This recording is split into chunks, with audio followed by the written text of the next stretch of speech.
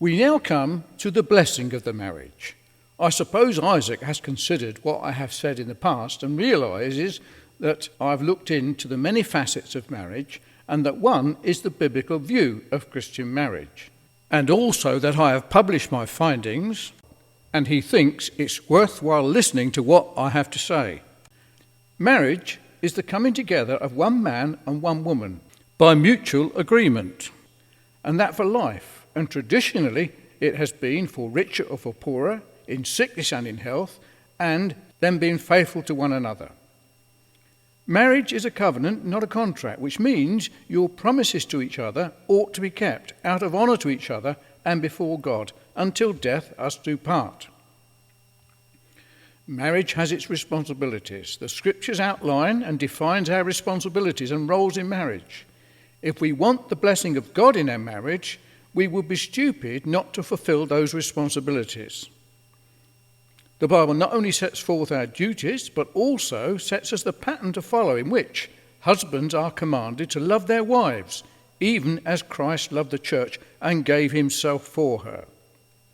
This refers to the fact that the Lord Jesus came into the world to save a vast number of mankind from their fallen sinful condition, and that he did this out of love for his people, and he died to save them by suffering for their sins. Now those whom he died for are called the church. So, the husband must emulate the Lord Jesus Christ and love his wife in the same way, that is, to give his life for her.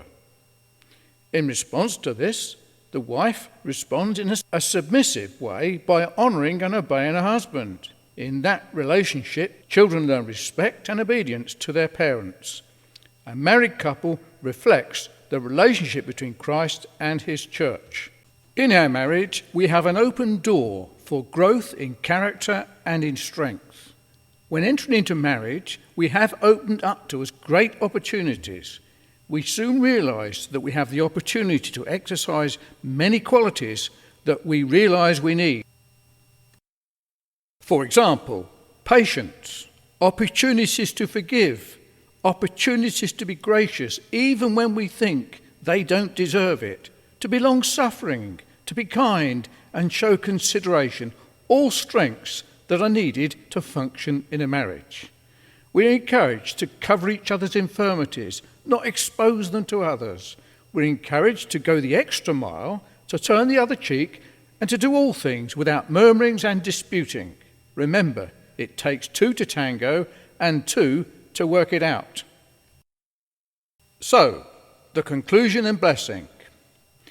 We ask God to bless and provide all things necessary for Isaac and Jessica to experience all those good things that we are able to enjoy in our marriage.